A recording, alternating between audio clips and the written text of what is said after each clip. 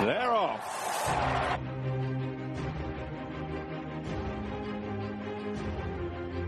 All cover, all ground, all victory.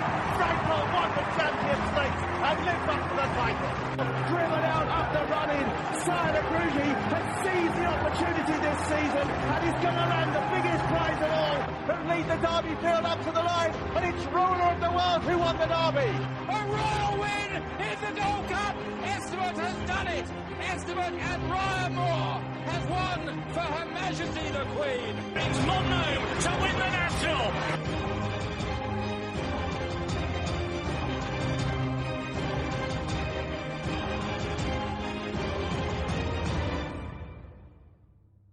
Mario. You are indeed listening to the Picks from the Paddock podcast with, as always, Rory Paddock, Dave Weldon, who's over in Ireland, and welcoming back Chris Connolly. How are you doing, lads? Yes, I would. Not too bad. Now, obviously, since we last did a podcast, which was way back on the 17th of December, we recorded it, there's been an absolute ton of racing action from then until now. Going to just basically start with a bit of a self-congratulatory pat on the back, more so for Dave. If you listen to our last podcast, Dave did you an absolute massive turn by giving you the Ladbroke winner at 14-1, gave you Rev de Savola at 13-2, gave you Foxrock that placed, that you've been sort of going on about for the last couple of podcasts, you know, if anyone that was listening. And you also gave the winner of the Lexus and another Gigginstown winner, both at 4-1 each. So if you were on any of those selections, you owed Dave a ton of pints.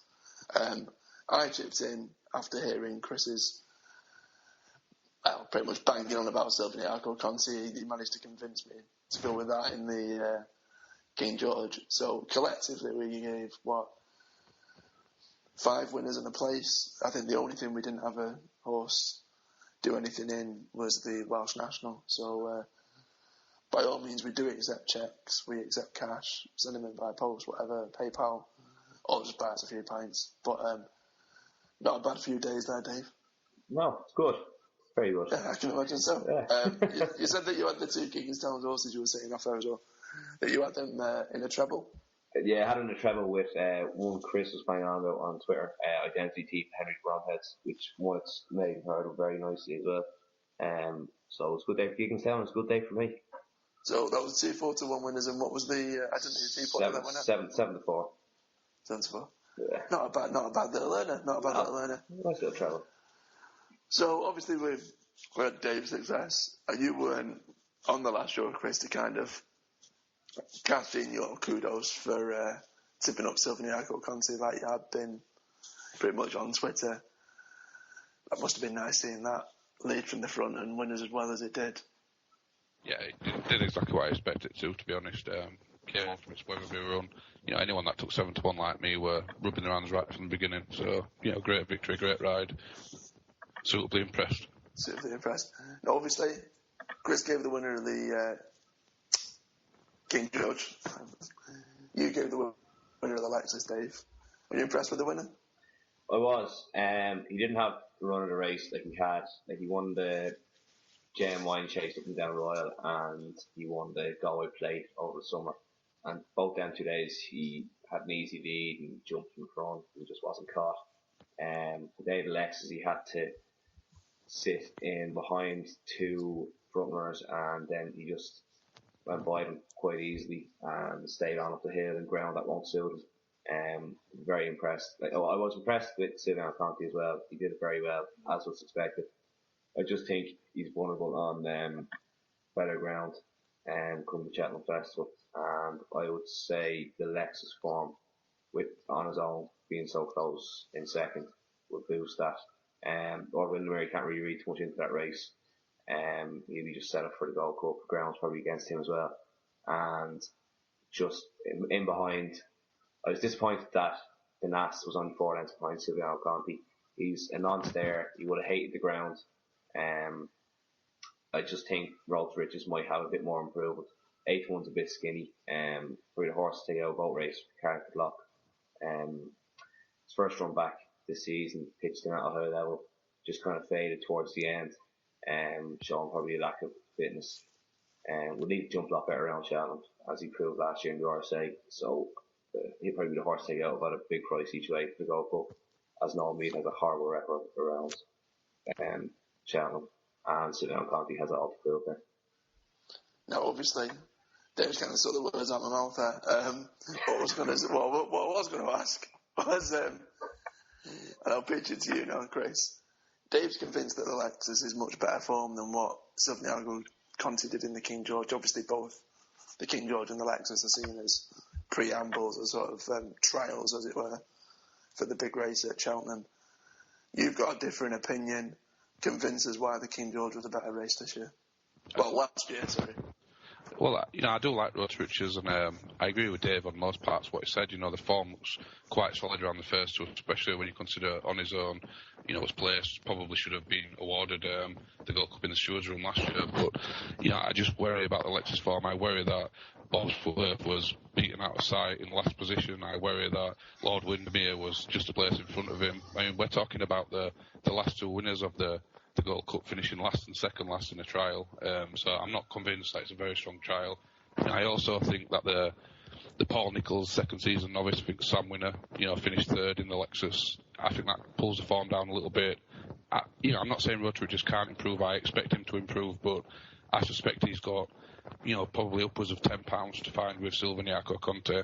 The issue with Silviniaco Conti is Cheltenham. If it wasn't Cheltenham, if this was anywhere else but Cheltenham on a flatter track, you're talking, probably a 6-4 favourite for a race of this nature. He's by far and away the classiest horse in the Gold Cup. And, he destroyed them in the King George. A lot of people made a lot of noise about Champagne Fever. And Silviniaco Conti just comprehensively blew him away. He's the best jumper in the Gold Cup field by an absolute distance.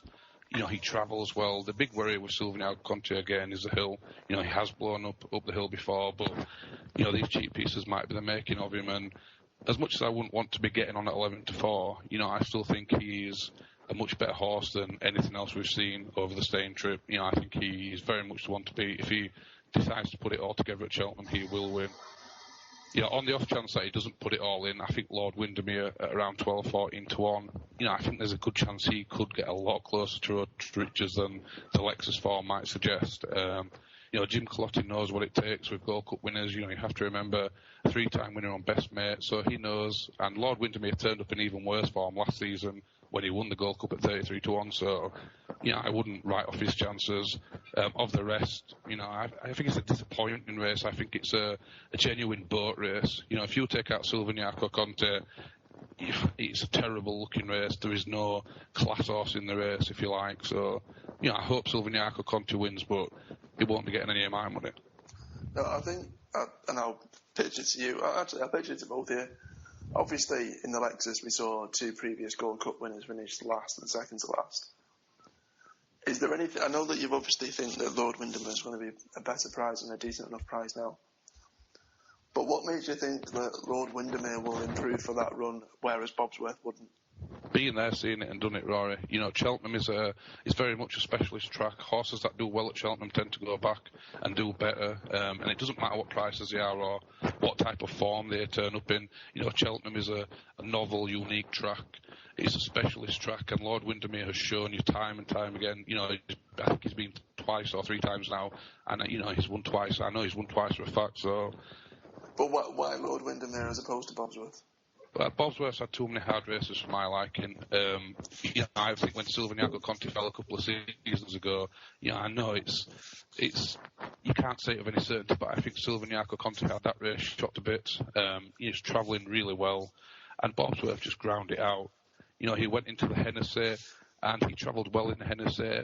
He's not an electric jumper, he's more a modest jumper, really. He doesn't make too many mistakes, but he's not flashy, and he has to work very hard. When he won, I think Dave will correct me if I've got it wrong, but I think he won the Lexus the year before, and it was eyes bulging.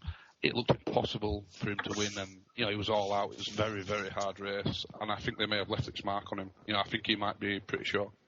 Dave, same to you, mate. I mean, do you think there's any hope for Lord Windermere or Bosworth after what was quite a substandard, run in the Lexus this year? Yeah, well, you have to look at the Lord Windermere run again. Basically, Davey just kind of tried to bring him in as a closer into the race. I don't think he raised the whip on him once, and just kind of pushed him along hands and heels. Bosworth got the full treatment off Barry Garrity. He didn't make any impression whatsoever. Bosworth won the Lexus the year before, so you'd have to fast his run. Like, he obviously likes Leopardstown. Ground was pretty similar, I'm pretty sure, between the 2 years.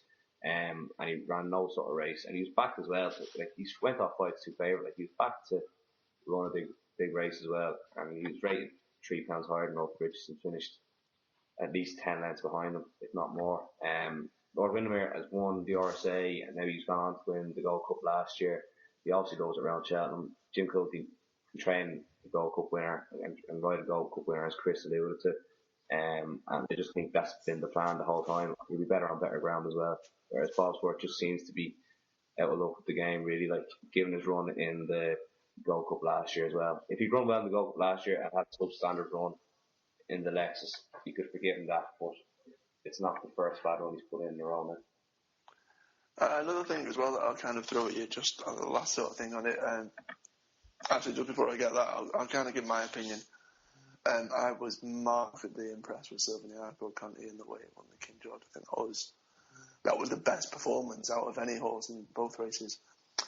But again, that Cheltenham Hill and that horse just worries me to death, especially at a price. I mean, I'll be honest and say I've had a couple of quid at 7-2. But I think it's more of a speculative thing. If I had to put any money on the race, on a different horse, it probably would be on his own, because it's the only horse whose form is it's not muddling his team to have held its form. Do you think there's any horses we haven't seen much of yet that could still be a danger in the Gold Cup? I mean, I think it's safe to say that we've been spoilt with Gold Cups recently. Say, a couple of seasons ago with the likes of Koto Star, Denman, etc. And I think now we're kind of seeing horses that wouldn't have touched either of them on the day. But do you think there's the likes of Serta Champs and horses that perhaps we haven't seen in either of those races that could be a threat in the Gold Cup at all?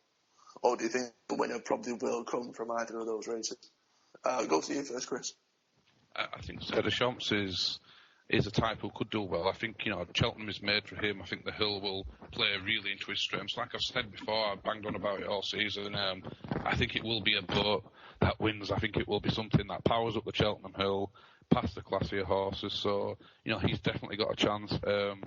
I think the Giant Boxer as well is trading around 40-1. He likes Cheltenham Hill. You shouldn't discount horses that like that Hill. Of the rest, I couldn't touch Hollywell.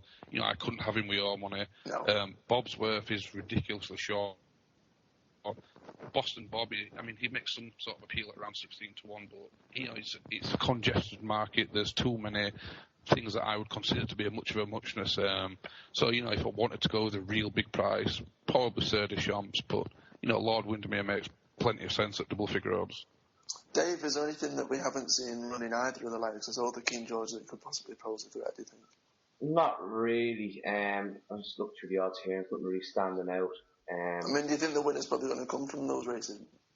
From one of those races? I think it probably will. You've had,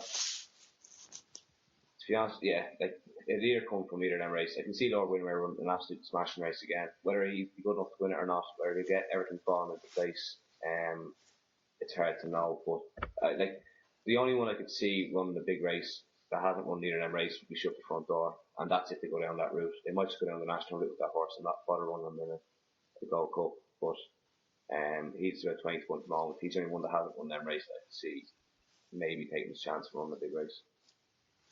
Now, obviously, those two weren't the only races, especially over at Leopardstown. We saw the likes of Hurricane Fly win. We also saw Vachor win over in the UK.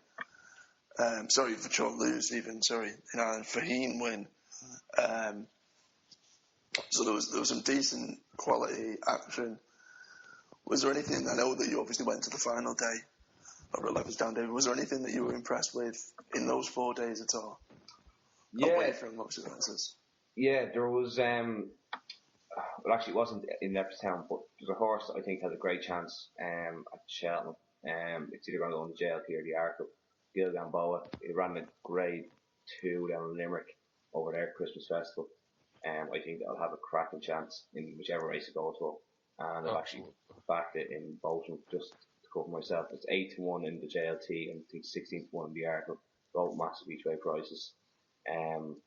He should run a great race. Like Mark, I really hope Mark Walsh gets to keep the ride on because he's done a smashing job on him. And he destroyed the field. It looks like Adrian and the Motts, the Walsh Mullins horse that ran the race, was getting so much weight from him. And even before making a mistake for the last Gilgamboa, was dancing all over. And if whatever race he shows up at the festival, my money will be on. Now, you were lucky enough to see the Fly win. You were talking to us about that off air. I mean, that must have been some spectacle. I mean, with that in mind, does it have, firstly, what was it like? And secondly, does it have any chance in the champion hurdle? I'll take the second part of the question first. I don't think he runs. I think there's a lot of people out Walsh saying which one's he going to ride. He's obviously going to ride Fahine. He's probably going to be made by Richie to ride Fahine. I think Kirkland Fly is made for the Aintree hurdle now at his age. He stays 2.5 miles. He's won over 3 miles. He'd be classiest horse in that race by far if he goes there. And I think he'd win that. As opposed to seeing him run, it's the first time I've ever seen him run in the flesh, and it was just such a great race. I think JP had 3 horses in the race to set it up for Jet Ski closing. They set it up perfectly for him. Jet Ski took the lead coming around the bends, taking the last. I think Jet Ski got a better jump at the last, but Hurricane Fly just powered away, outstayed him, outbattled him. His ears were pricked. Ruby Walsh was nearly touching Hurricane Fly's ears. That's how far back prick they were. It was just magic to see, and the atmosphere when he won, even though he was 8-11, 5-6, just the emotion of seeing him win was great for everyone. And then Walsh decided to parade him back in front of the grandstand as well, which was a special moment. Do you think there's any scope or any thought or any sense behind Mullins perhaps throwing the horse in for a world hurdle? If Andy Power goes for the mares, which I presume he probably will do, Fahine will obviously go for the champion hurdle. Do you think if he doesn't put any of Rich Ritchie's horses in the world hurdle, there'd be any? Not likely. I mean, more of that didn't win. I don't think it's going to be a fantastic 3-mile. I don't think he's won over 3 miles before. Yeah, I don't think so. Not around Cheltenham. He clearly doesn't like the track. I know he's won 2 champion hurdles, but they're probably below average champion hurdles. I finished third and another one in fourth and another one in fourth. I can't see him going 3 mile route at Cheltenham. If he was going that route, he would have ran in the Christmas hurdle. He had Briar Hill, Glenn's Melody, and another horse which just escapes me at the moment, running the 3 mile Christmas hurdle at Leopardstown. That Lieutenant Colonel won. So I imagine one of them 3 will be going for Mullins to the World Hurdle. I can't see him running. I could see him running the 3 miler at Punchestown Festival, the World Series hurdle. That Cavega was beating him last year. But that'll probably be on softer ground. 3 miles on probably good soft ground around Cheltenham. I don't think it's suiting that well. Sticking with Willie Mullins, when it comes to you, Chris, we saw Fahine win pretty impressively. Were you impressed with his win? Yeah, you can't not be impressed with him. He's done absolutely nothing wrong since we've seen him. He seems to have ironed out these, errors. They're only slight errors of his hurdles. But the quicker they go, the better he jumps. That's something Dave and a few others have been banging on about. And, they bang on the money. He's jumped fantastically well with a good pace to run at. I'm not totally convinced about the champion hurdle. I don't think his form adds up to being a 5-4 favourite for the champion hurdle. I think, personally, the new one is a horse to beat. But, you can't fail to be impressed with a horse who barely comes off the bridle in winning. I mean, he was laughing at them a long way out. Like I said, I don't think there was that much in opposition. Irvine is a Group 1 winner, a Grade 1 winner, I beg your pardon, but, it was a soft race. He won in the fighting 5th. So, yeah, you can't be disappointed with Fahine. I just wish he'd have taken on the new one at Cheltenham or the new one would have taken him on at Kempton. It's the form it slightly worries me for a 5-4 shot in the champion hurdle. Couldn't you say the same about the new one? The fact that Fahim didn't go for the race that the new one won at Cheltenham. Absolutely. Would you say a win over Vaniter is any better than a win over? No, not really. I mean, you can bring festival form into it if you like. Vaniter's placed in I think the novice race the 2-mile novice race the season before, so you could argue there's a bit of strength in the form there, but, it'd have been nice to see them run against each other. They generally don't, they normally meet at the festival, so, I guess we'll find out at the festival which one is best, but, to me, it looks like a bit of a match race now, if you like, especially at the odds. And I think the danger with what people are doing they're ignoring Jeske. I think he will be 100%. I think he'll be, really ready to go at Cheltenham. I think he'll run a cracker behind Hurricane Fly, personally. I know he had the race run to suit, but, it's likely that Hurricane Fly was 100% firing on all cylinders. And it's likely, like they said earlier, I don't see him coming to Cheltenham. I don't see Hurricane Fly coming over at all this time. I don't see him going to Aintree. I think they'll just stay back with him in Ireland and, they'll win a Grade 1 again over there with him. A fantastic horse, obviously in his own right, but, I think it's Jeske at the odds makes sense to me at 6-1. It's gone chasing. I want to come to you, Dave. Yes, Fahim was impressive, but would you argue that some of Willie Mullins' horse from last year have been overhyped? I mean, we saw a horse, get beat in the King George that was, it wasn't far off vying for favouritism with Zobiniaco Conte. We've seen Sure lose, Undersoul lose, Calcare lose. These are horses that were amazing last year and that just don't seem to have carried on their form. Yes, Fahim seems to be an exception to the rule, but, is there any truth in that? Do you think they've probably been overhyped from last year, or? I don't really agree with that. Like, Undersoul was about with 2 furlongs clear when he fell, and he didn't really fall. He slipped up after he jumped the fence perfectly well on his first start, and has since gone on to pack up in a 2-mile beginner's chase. Calcare was a little bit disappointing. There were grumblings from the yard saying that he hadn't worked well beforehand. Couture made an awful mistake around the same fence as Champagne Fever. Made a mistake in the same race last year and was given loads way to the winner, Clark Camp, who was he was a top class horse in his own right as well. Probably would have won the Fred Winter at Cheltenham last year if not falling and breaking Brian Cooper's leg in the meantime. And then went on to confirm that run in the 4-year-old race at Aintree and run second behind Guitar Pete, I think. And like you've the likes of Don Poley, who finished second in the Grade 1 at Punchdown Festival. He's now a Grade 1 winner over Fancies. And there's plenty to like about. Fair enough, there is a lot of hype, especially in England, when Mullins sends horses over, and hence why they're really no price anytime that they go over. Champagne Fever is a non-stayer at 3 miles. He wants 2.5. I mean, just throwing it in there, just to touch on what you said, we saw Jack Adam thrown over here that was meant to be a decent thing for a big chase over here, and that absolutely flopped as well. I mean, it's not just been one occasion. There's been a few. Did Jack Adam flop? He's a young horse. He finished 5th. He was extremely overbet. Like, he probably should have been around a 10-1 shot. Like, he's still really unexposed. I wouldn't really say he flopped. He probably just didn't. He's a young horse. I think that's probably. I mean, maybe that's a bit unfair. I'd probably say he flopped in terms of the price he was, in terms of a betting thing. A horse doesn't know his own odds, though, I suppose. Exactly. Chris? Yeah, it's probably a little bit harsh. Jack Adam, I think you're talking about in the Hennessy, was, very heavily backed. The hype around him was ridiculous. I couldn't have had him. It didn't make any sense to me at all. But he ran reasonable to a point, until he fell into a hole and he made a juddering mistake. I think it was 2 out or at the last. And he was allowed to coast home. Vauchua, for me, desperately disappointing. And I've not been convinced, since he's gone chasing. For me, in my opinion, I think he would have won the champion hurdle this time. But Willie Mullins has his favourites, if you like.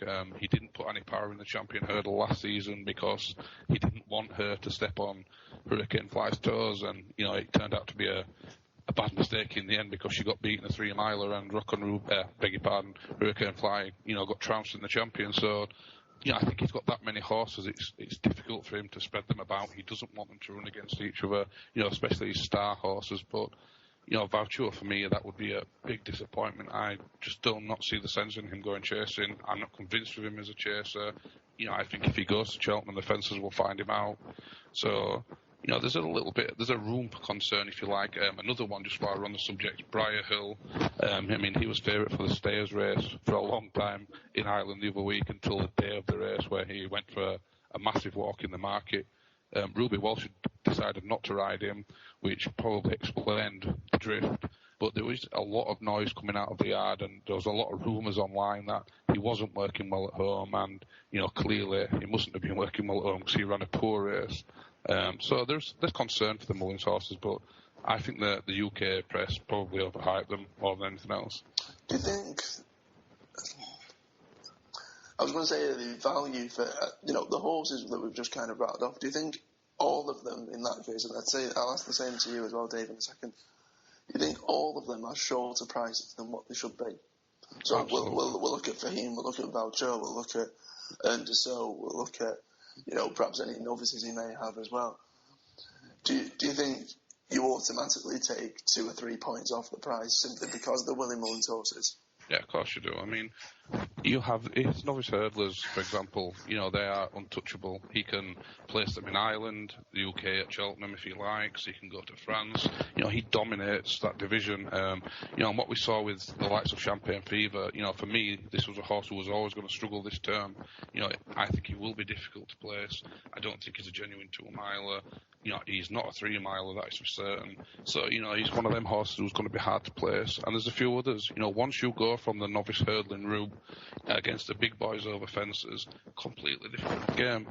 Second season novices tend to struggle. That is just what happens. It happens throughout racing. It doesn't matter who trains them. It's a big jump going from the novice division, to the championship classes. And just because you've touched upon it and you've kind of just thrown up another question at me from what you've said. You said Voucher, if we were in the privileged position to have such a choice that Willie Mullins has, you'd send Voucher to the champion hurdle. Where would you send current champion hurdle favourite Fahim then? Well, if Fahim's got more scope, he's got scope to go further than Voucher. He won over 2-mile 5 at Cheltenham. I don't think 3-mile would bother him at all. I actually thought they would send him. I thought he'd go novice chasing this term, to be honest with you. If you look at Voucher last term over the hurdles, very impressive jumper, goes from the front, he attacks his hurdles really well. All in all, I would say Voucher was a better actual hurdler, getting over the hurdles than Fahim. So, for me, I would definitely have gone Voucher for the champion and, possibly the 3-mile route for Fahim or, maybe even the Arkle route. Dave, I'll find the same with you. Firstly, do you think automatically Mullins horses get X amount of points deducted off them simply because they're Mullins horses and what they did last year? That's probably a bit unfair.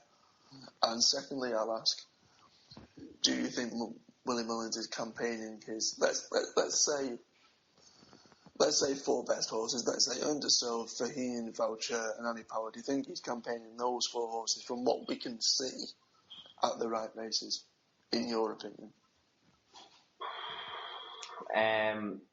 Well, yeah, I'll put you on the spot there. Yeah, I agree that his horses are underpriced in the UK, simply because if you see an Antepost market open up and there's a Mullins horse entered up, it's probably going to be favourite for a race, regardless, unless it's an absolute donkey.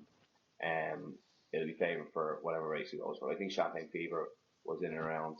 He was 10-1 at one stage. That was after he flop. When he won his race at Clonmel, he was cut instantly by 5 points, which is completely unfair, given that was over 2-mile 2 in a poor field compared to what he was going to be running in King George.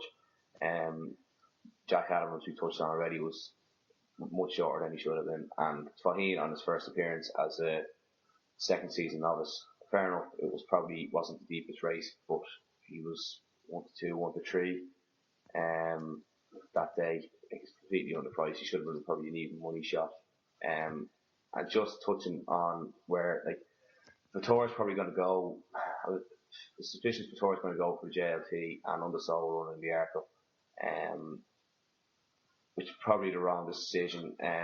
Like, don't agree really that, like, he's made one mistake. Like, he won the beginner's chase very easily and had Clarkham well beaten that day, even with Clarkham getting all the way from and he made one mistake that cost him the race in the Racing Post novice chase over Christmas there at Leopardstown. He could well bounce back. I can easily forgive him for that. And he could bounce back. I think the way he jumped in his beginner's chase showed that he can jump fence as well. Boheen, interesting enough, this time in 2014, over Christmas, he won a 3 mile novice event on heavy ground around Limerick. So at the start of the season, I was thinking, right, Boheen will go for the World Hurl and probably keep Victoria hurls for another season and go champion route. But since Punchestown, obviously Boheen was very impressive again, similar enough field to Victoria to win that day. So it is hard for Mullins. He's got one owner, Rich Ritchie, who chose loads of money out to buy loads of horses, and it's hard enough to place them without having other owners in the yard, like Gigginstown and the owner of Undersoul and Hurricane Fly and people like that, without having to manage the horse he has from one owner, let alone, you know. He's in a tough position, but I wouldn't doubt, to be honest, where he's sent his horses this year.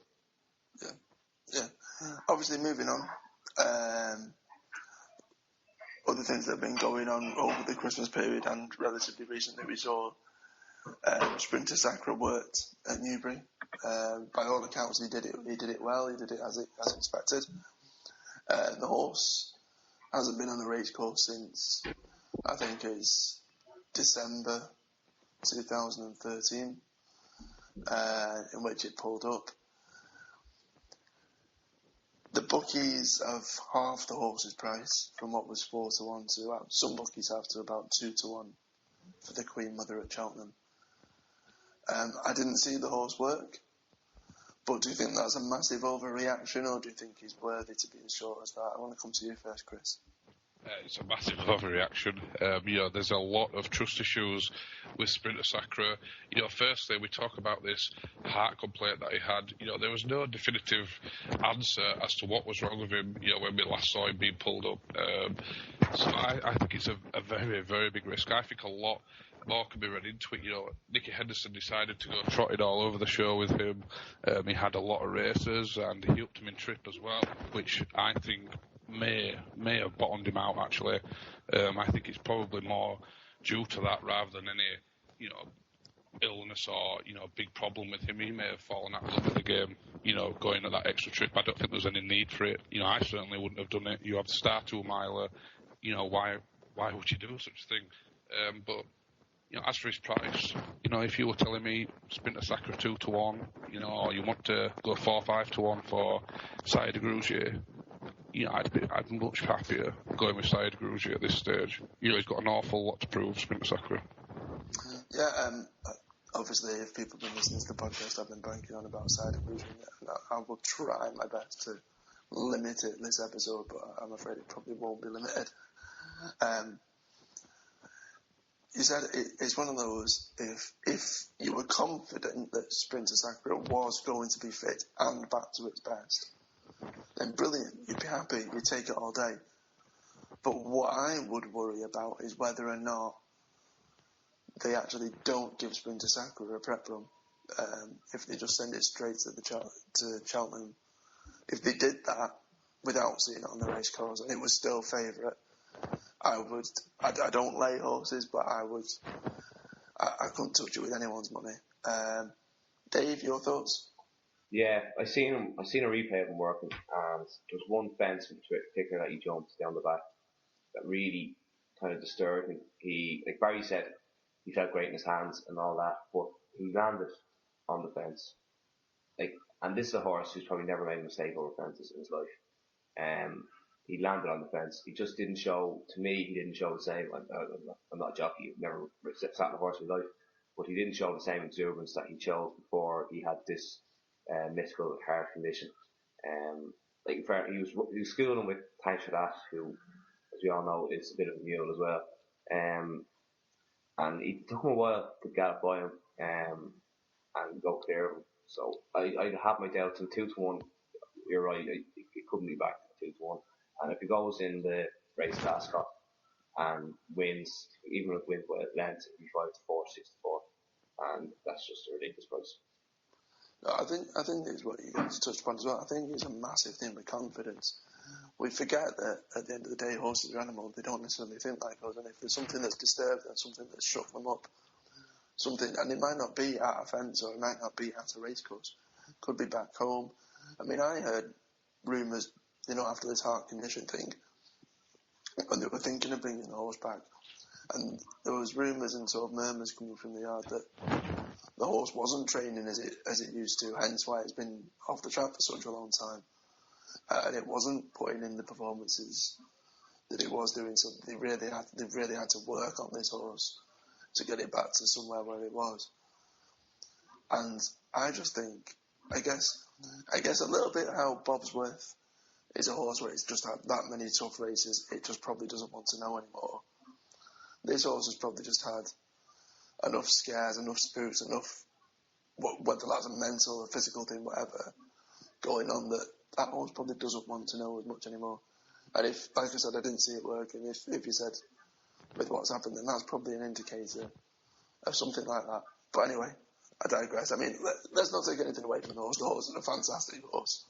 And if it was to retire, it should be retired and remembered with aplomb.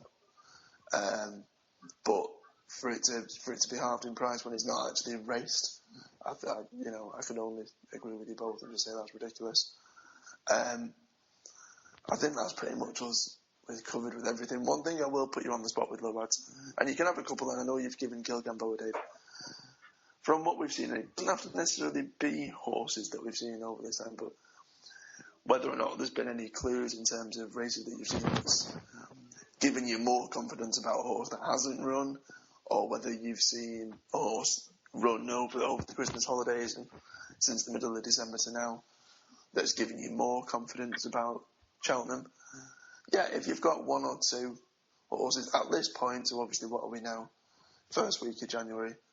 Chris, anything you saw, anything that you've looked into, anything that over the last month or so has given you a bit of confidence for Cheltenham? I strongly agree with Dave on Gilgamboa.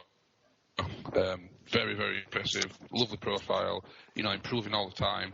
And I was suitably impressed with his last run. He laughed at them, really. In the bigger races, the Ryanair, I think Dynast is, I think he's a bit of a certainty, to be honest with you. I cannot get past him. He's 4-1. He's formed behind Silvagnac Conti on flat tracks at Aintree and Kempton. He's eye-catching, and we know he acts at Cheltenham. He's won the Ryanair before. He's a good jumper, and I just think he's too classy. I think he's one of them horses that just falls short of genuine top-class Grade 1 horse. But the Ryanair, basically, he probably isn't an actual top Grade 1, so I think he will win that. Of the rest, I think Champion Fever, if he ran in the 2-miler, I think he'd make each way sense. I think they could make a lot of use with him. He may well set it up for one of the closers, the Sire Bruges or the Sprinter Sacres, but, I don't see 2 or 3 that are actually going to beat him. I think he would be a good bet to place. So, I'd watch him for that. Dave, obviously you're giving Gilgamboa. Anything else that you saw over the last month or things that have indicated? There was a horse in a bumper, Willie Mullins bumper horse, finished second on the Monday I was there, but the ground was probably against. It was soft, heavy that day. He was holding. He's by King's Theatre and it's Bells Hill Champion Bumper. It's 25-1 best price with Paddy Power at the moment. King's Theatre horses want better ground than heavy ground. You'll get that at Cheltenham. It's a lottery at this stage what one's horses go. I think he's 8 top 15 the bet at the moment for the Champion Bumper, but it's a race he wins more often than not. And see 25-1 each way at the moment is a bit of the steer. And there was a lot of word around the racetrack that day that was going on a big race, and it was back quarterly, and like it's 25 points for Paddy's, but 16s everywhere else. So there's been a bit of money for it, and I'd be snapping up that 25 to 1 at the moment. Okay. Myself, a horse that I like the look of, the only thing I'd probably struggle with is where to place it. I thought Petit Zig ran a decent race on New Year's Day. I think it's rejuvenated now. It's going over Fancies. I don't necessarily see it winning a race at Cheltenham, but I reckon he could probably do well to run for a place at a big price. I probably wouldn't put a bet on now because I couldn't be confident as to where it would go. But as I touched upon before, I bang on about this horse. I bang on about the Queen Mother. The fact that I was able to put a bet on Cider Grugy at 11 to 2 for the Queen Mother, I would consider ridiculous. I've not seen anything unless Willie Mullins decides to fire one of his horses in there and disrupt the party a bit. I've not seen anything trouble that horse. You've got a favourite that's not been on the racetrack in over a year and who has numerous question marks against its desire to even race. You saw Oopsie Zandra, which I thought could pose a threat, that lost. You saw God's Own lose. You've seen Boulder success, not live up to its hype. I just can't see anything in that 2 mile division that's going to, really trouble it. Like I said, unless Willie Mullins pulls something out of the bag, or Sprinter Sacre is bang on form.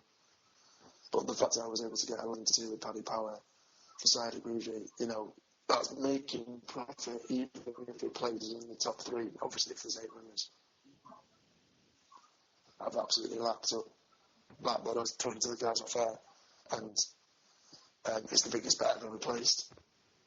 I won't talk money, I won't talk figures. It's not the place to do it, but to kind of give you an indication, that's the biggest bet I've ever placed on a horse, whether it's Antepost or otherwise. It pretty much leaves you want to know. I know there's still a few question marks and that horse needs to race, but it's entered in a race relatively soon. If it does well in that, then the price will probably show him. But I think if you can get 5 to 1 or bigger about that horse placing the Queen Mother, such wood it's well and it does okay in its next race, I don't think you'll see that horse at such a big price again, and I'd advise people to get a few quid on. Last couple of things we'll kind of touch upon is if you've been following us on Twitter, if you've been visiting our website pictureingthepaddock.co.uk, you'll have seen that over the last month we've run our annual 2014 Racing Awards. We had 7 different categories in there. You were all obviously voted. We had quite a lot of votes come in, and obviously now the voting's closed, we can give the winners. So what we'll do is we'll have a look through these winners, see whether or not we'd agree with them. Seeing as though we've not seen it for a while, the flats, we'll start with the flats awards. We had a couple of categories because we couldn't narrow it down for specific flat horses of the year. There was just too many. We've done a male flat horse of the year and a female flat horse of the year. In the male category, we had the likes of Kingston Hill, Soul Power, Great Gatsby, Australia, Bronze Angel and Kingman. With a whopping 52% of the vote, the Picture in the Paddock 2014 male flat horse of the year was Kingman. I voted for the horse. I don't know if you did, Dave or Chris, but deserved winner, Chris? Yeah, on balance, probably is a deserving winner. As deserving as the shortlist was anyway. Personally, I have a great affection for Kingston Hill. He won me a lot of Antepost money, and, he did me proud pretty much every time I mentioned him. So, he's a nice horse. But, Kingman was impressive, and for Gosden and Khalid Abdullah in particular, to pick out another superstar miler, after Frankel, it's tremendous effort, and, a big thumbs up to the breeding operation as well as the training operation. It was a fantastic horse. The only shame, he got beaten the Guineas when, I think the dip the dip beat him in the Guineas, I think he would have definitely won, without that. Moving on, female flat horse of the year. There was only 3 in this. We had Tagruda, Tiggy Wiggy, and Trev. It was ridiculously close between 2 horses.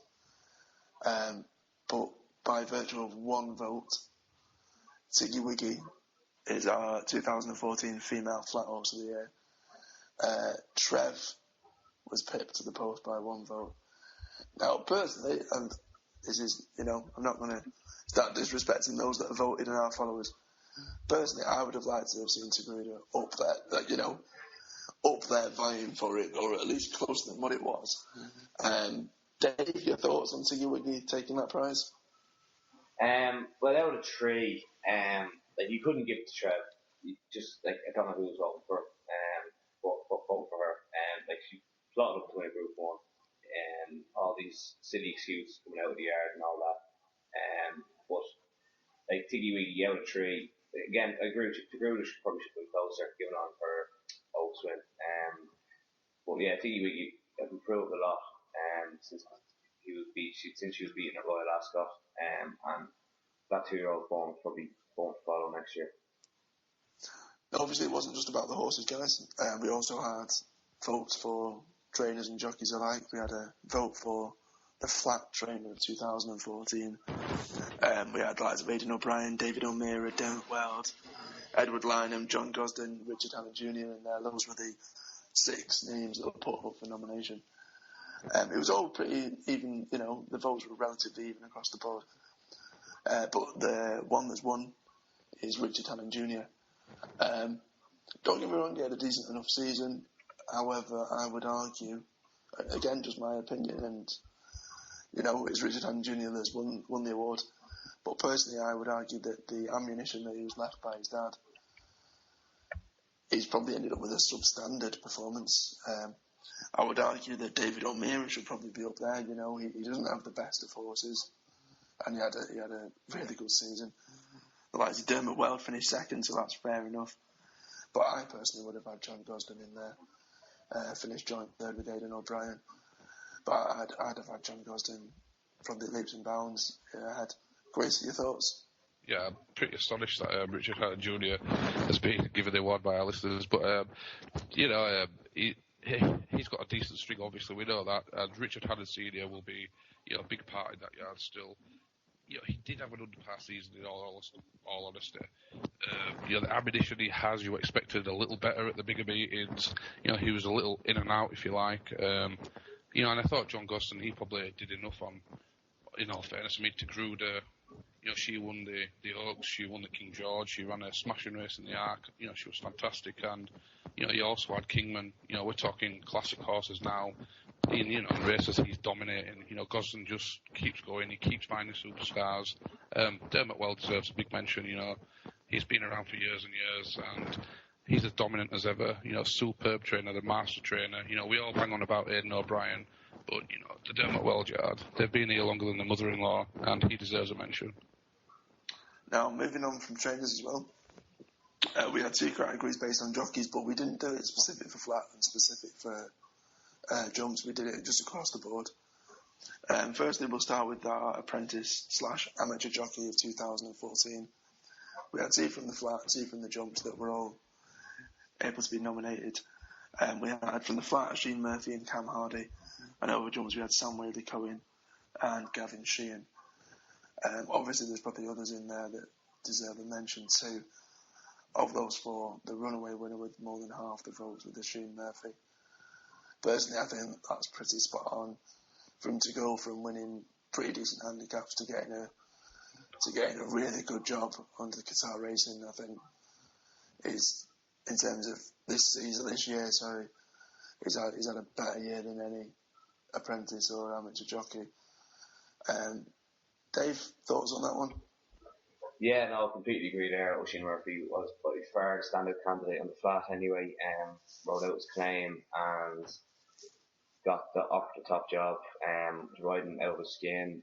I think Chris mentioned earlier on off air. He reminds him of a young Kieran Fallon. He's shown time and time again. He knows how to time horses, especially he's shown himself be up in top class of big races as well, not just in handicaps where he's claiming 3 pounds off a well handicapped horse. He's shown at group level.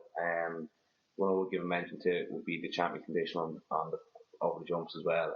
Gavin Sheehan, not attached to a massive stable in one great treks, but has managed to win that hands and heels. He was pretty far clear coming the end of it. But to do that, not attached to a big stable and getting big rides all the time, shows how talented he is. Yeah, of course. Now, moving from obviously the apprentices and the amateurs to the pros, the big guys. Again, jockey 2014, we only had 4 in this. From the flat, we had champion flat jockey Richard Hughes. We had Ryan Moore. We had the ever impressive AP McCoy and Ruby Walsh. The winner, Ryan Moore, by an absolute landslide. I'm not surprised that Ryan Moore won. Personally, I'll tell you that I voted for Ryan Moore. I think some of the wins he had, not just in the UK but all over the world, were really impressive. Especially the likes of the Great Gatsby in Ireland, High Jinks for James Fanshawe in France, and also winning the Melbourne Cup. Let alone the winners he had in the UK.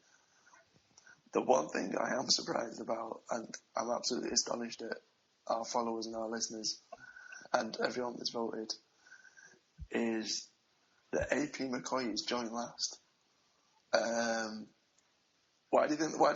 Deserved winner, Chris, and why do you think AP was so low? Yeah, deserved winner. Again, something we touched on something we touched upon off air was, McCoy we're used to it now. We expect him to be super duper every year. We expect him to pull miracle rides off, and, it's nothing new. I think he'd have to ride a 6-timer at the Cheltenham Festival or something to, be front page news again now. He's done everything in the game. But Ryan Moore, his ride on the Grey Gatsby, I think it was in the Jockey Club Cup, I beg your pardon, in France, or the French Derby on him. It was a fantastic ride, but the ride against Australia in Ireland in the Champion Stakes was tremendous. We also have another ride of Ryan Moore's on High Jinks where it was theft of the highest order. I mean, to let Ryan Moore have any rope up front, he rode them to sleep. The horse never had a race, and the guy is tremendous. He goes to the Melbourne Cup, he dominates in that race. You run out some penalties for him. You just wish that he would be champion jockey, because he's a deserving champion jockey. He should be champion jockey. No surprise really. I mean, just touching on that as well with Ryan Moore, another thing that's worth noting is that the horses that he's won on weren't favourites. They weren't big, Aidan O'Brien fancies. The Great Gatsby wasn't, Australia was odds on. I think the horse he won on, the German horse he won on the Melbourne Cup was a double figure horse. The double figure price. High Jinks was about 3rd or 4th favourite at 6-1, 13-2. To do it and not perhaps have the firepower that Sir Michael Stout used to have as well is probably even more impressive. But like I touched upon, AP being joint last. What's all that about, Chris? Yeah, stinker.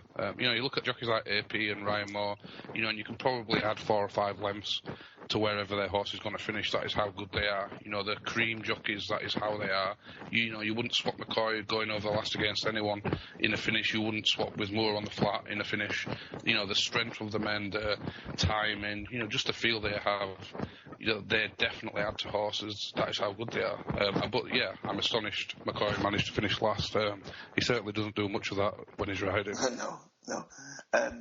Moving from just upon the flat to the jumps, even though we're in the midst of the jump season, thought I'd leave this to last. We had Jumps Horse of 2014, and we also had Jumps Trainer of 2014. I'll start with the trainer. We only had 4 nominations here. Just Willie Mullins, Gordon Elliott, Paul Nicholls and Philip Hobbs. 2 from Ireland, 2 from England. With over a third of the votes, nearly 40%, Willie Mullins won. Again, it's another that I'm not surprised, but I'm slightly on a personal note disappointed.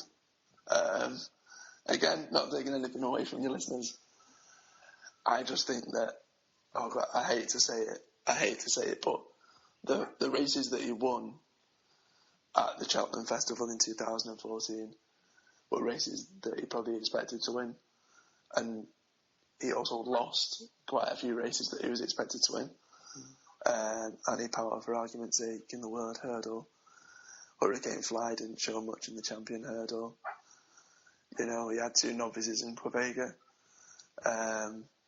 Dave, deserved winner compared to the other 3? Based on the whole year of 2014, I'd have to say yes. He dominated Irish racing between the months of January to May, and then started off the same mould started this season. Winning countless Grade 1s at the Punchestown Festival, and he won his fair share of races at Cheltenham as well. Gordon Elliott probably deserved second. Nicholas didn't really have, I know he was champion trainer last year, but didn't really have the year that he didn't have the winners of the high profile races that he probably was expected to have, bar Silvino Conti for Christmas Dig.